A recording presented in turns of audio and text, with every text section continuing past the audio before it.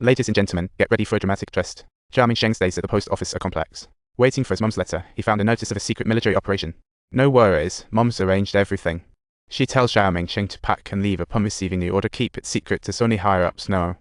Zhao Mengsheng flips through the newspaper and realizes that the Sino-Vietnamese relations are tenser than an overcooked noodle, and panic sits in without teen spirit. He's about back in the dorm. His face is a canvas of despair. Upon hearing the squad leader is going home for a visit tomorrow, he can't help but think, you go ahead.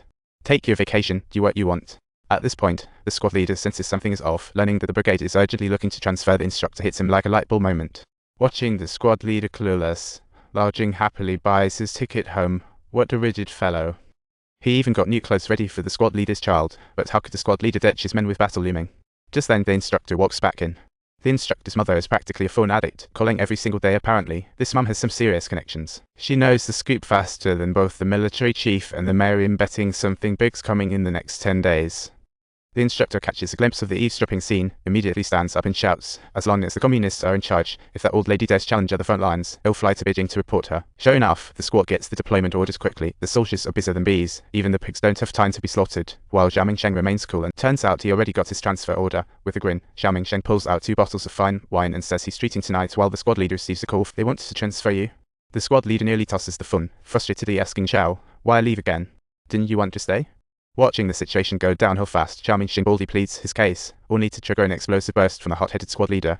Just get out of here. The youth fleeing era strikes. They desperately evade the countryside, but now they find it tough, and Zhao Mengsheng's mind drifts to the big city. However, the timid Zhao Mengsheng keeps packing, while the squad leader can't help but lament about today's young folks' fear of death. China is mine, but it's yours too. He pats Zhao Mengsheng on the shoulder, urging him to think things over. The war horn sounds swiftly, and maybe it's the excitement or guilt. Everyone decides to follow the team, and the soldiers are all laughs along the way.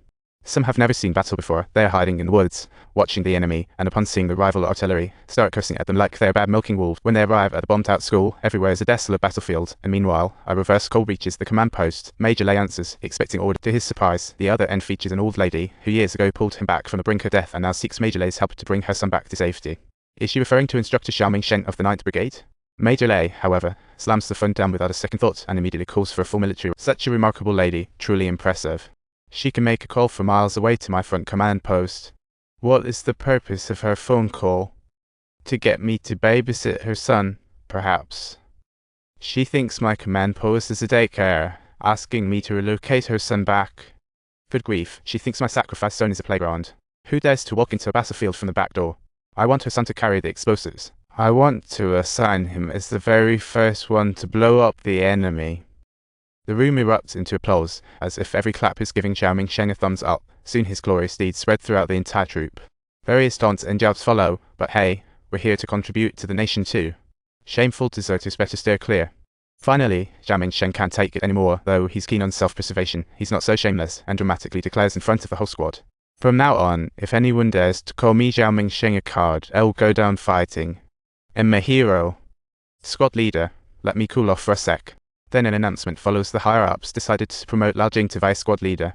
Lao Jing realizes that promotions before battle might as well be a ticket to doom, and to make bandaging easier in case of injuries, he shaves his head the very next day. A bunch of comrades rush over, urging him to treat them.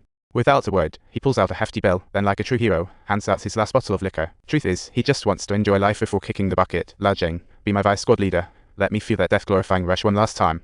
Due to the upcoming fierce battle, they sent more than a dozen battle-hardened soldiers to back the team, and one little fighter from Beijing caught the squad leader's eye.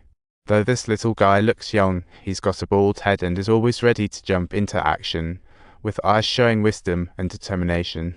Feeling that this might be a one-way trip to the battlefield, everyone gathers for a dumpling feast, and everyone is blushing from the drinks. Lao Jing pulls out his stash of imported liquor again. I got some delicious stuff here. Come take a swig. Finish both bottles off tonight. But that offhand comment once again pokes at Zhao Mengsheng's sensitive feelings, and Lao Jing suddenly realizes he slipped up. He pats Zhao Mengsheng's shoulder, comforting him. Let's not bring up the past, come on. Who could guess that these two guys who were once sworn enemies would reconcile like this? Lao Jing and Zhao Mengsheng spending the night bonding. Remembering the major's words from the mobilization meeting, Lao Jing had a hunch that Zhao Mengsheng might be leading the next mission, which didn't sit well with him. Despite their past grudges, Lao Jing can't bear to let the instructor go to his death. He's educated, studied for so many years, it's tough. We're brothers, you two can't go. Who'll take on the mission? I've made up my mind. the squad leader says with determination. Lao Zheng, in a fit, exclaims, "You've got your old style, your lovely arm, and that clueless little body of yours." Back at it, the two iron-hearted men suddenly have tears in their eyes. "I can be brave in battle, but being bold enough to voice my opinions lets fire away. You are undoubtedly braver than I am. I truly hope you keep this magnificent big cannon." Lao Jing chuckles, feeling liberated. For years he's been stifled for being straightforward.